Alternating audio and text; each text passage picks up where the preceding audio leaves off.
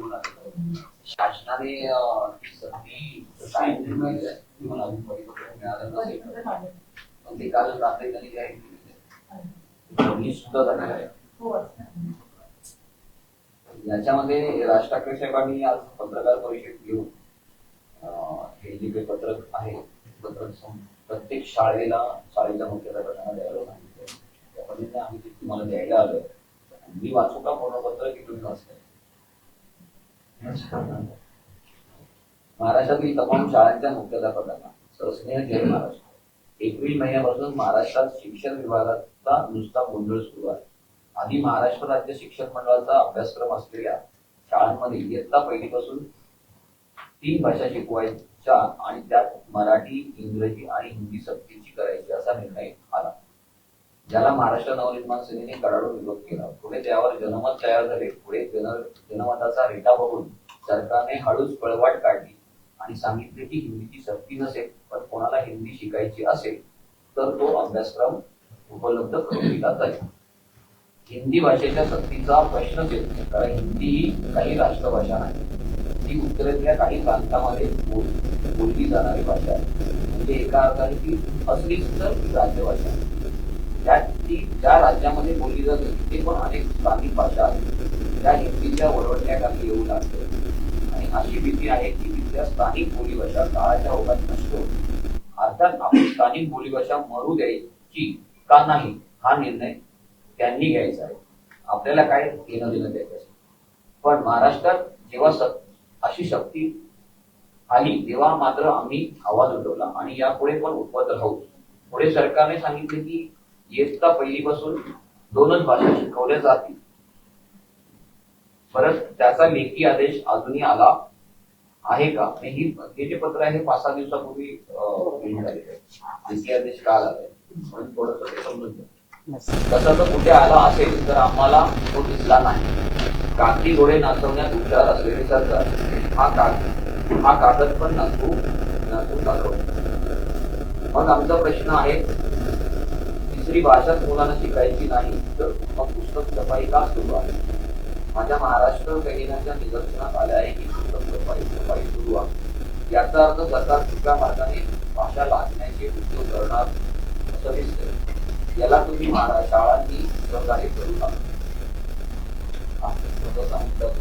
शाळांनी सहकार्य करू नका. मुलांवर भाषा लादण्याचा सरकारचा प्रयत्न आहे तो आम्ही पाडला पाहिजे. शाळा त्यात एकतर मुलांचं नुकसान आहे पण मराठी भाषेचं सर्वात जास्त नुकसान आहे. सरकार काय वरून जे सांगते त्याच्या मागे गळत द्यायला तयार आहे, पण तुम्ही बळी पडू नका. तशी गरजच नाही आणि तुम्हाला सरकारकडून जबरदस्ती झालीच तर आम्ही आहोत. मुळात त्यांना उत्तम सुशिक्षित नागरिक होऊन देशाचं तसंच महाराष्ट्राचं नाव मोठं करण्यासाठी राज्यभाषा आणि एक राष्ट्रीय भाषा शिकली म्हणजे अर्थात अजून भाषांची आता काय गरज. पण हे चाललेलं राजकारण आपण समजून घेतलं पाहिजे. उत्तरेतल्या लोकांना सुसंस्कृत महाराष्ट्र काबीज करायचा आहे आणि त्यासाठी सोपा मार्ग म्हणजे थेट किंवा आळवळणाने त्यांची भाषा असणार आहे. त्या राजकारणाला तुम्ही बळी पडू नका. शिक्षकांना सांगतायत तुम्ही बळी पडू नका. त्या ती मुले मोठी झाल्यावर त्यांच्या गरजेनुसार त्यांना हवी ती भाषा शिकू शकतात. जसं आपण पूर्वी 5वी नंतर आपल्याला कॉलेजला गेल्यानंतर आपण अनेक फॉरेन लँग्वेज सुद्धा आपल्या इच्छेप्रमाणे शिकत आलेलो आहोत. तसं उद्याही मुले मोठी झाल्यावर त्यांच्या गरजेनुसार त्यांना हवी ती भाषा शिकू शकतात. पण आतापासूनच हे ओझे त्यांच्यावर कशाला? ह्या एवढ्या छोट्या छोट्या मुलांवर तिसरी भाषा शिकवायची गरज काय आहे? की पूर्वी असं नव्हतं. पूर्वीची जी आपलं शैक्षणिक धोरण होतं तेच धोरण कायम असावं अशी एकंदर आमच्या पत्रानुसार आम्ही ती भूमिका मांडलेली आहे. तुम्ही ठाम राहिलात म्हणजे शिक्षकांनी आणि शाळा प्रशासनाने आणि सरकारचे मनसुबे उधळून लावलेत तर आम्ही तुमच्या पाठीशी पहाडासारखे उभे राहू. तुम्हाला जर काही कोणी हॅर्डल त्रास द्यायचा प्रयत्न केला तर आम्ही आहोत तुमच्या पाठीशी. पण तुम्ही स्वेच्छेने सरकारच्या छुप्या हेतूंना मदत करून महाराष्ट्रातील विद्यार्थ्यांवर भाषेचे ओझं लादणार असाल आणि अशी भाषा लादणार असाल जी शिकली काय किंवा शिकली नाही काय फरक पडत नाही तर तर मात्र माझे महाराष्ट्र सैनिक तुमच्याकडे चर्चेला येतील.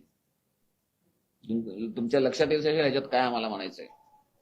तुम्ही सहकार्य करायला हवं, सहकार्य नाही केलं तर आम्हाला तुमच्याकडे चर्चेला यावं लागेल. या विषयात तसा आम्ही तुमच्याशी संवाद साधतोय. तसं एक पत्र आम्ही सरकारला पण पाठवलं आहे.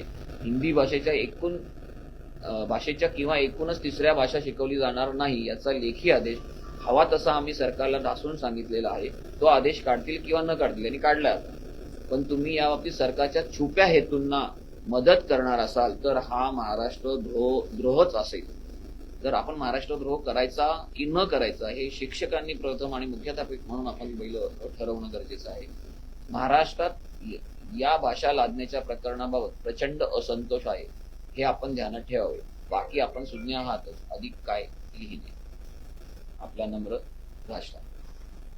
हे आपल्यासाठी पत्र आहे राज ठाकरे साहेबांचं आणि त्या पत्राचा मतितार्थ असा आहे की हिंदीची जी सक्ती चालली आहे 1ली ते 5वी साठी याला कडाडून विरोध जसा आम्ही करतोय तसं प्रत्येक शाळा प्रशासनाने, मुख्याध्यापकांनी, शिक्षकांनी, पालकांनी, विद्यार्थ्यांनीही कडाडून विरोध करायला हवा.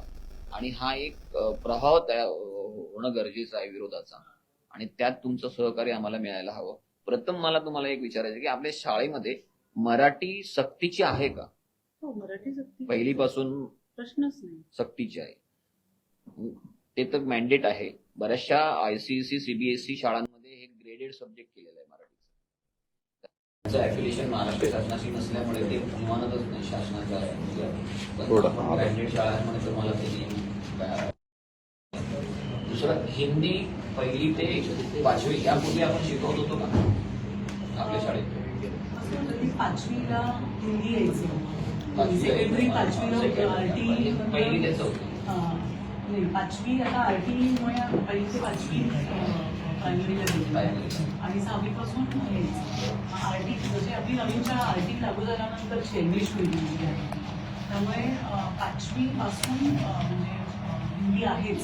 आणि काय व्हायचं की मुलांना जड जायचं, मुलांना कारण हिंदी इतकी सोपी भाषा नाही आणि अमराठी किंवा कदाचित थोडी सोपी वाटत असेल त्यांच्यासाठी हिंदी भाषा असेल का, पण सगळ्यांनाच ती सोपी जात नाही. तर त्यांना थोडं सोपं व्हावं म्हणून जसं आपण इंग्लिश मिडियम शाळेत प्री प्रायमरीला ABCD पासून सुरुवात करतो तसं आपण पहिलीपासून हिंदी इंट्रोड्यूस केलं होतं.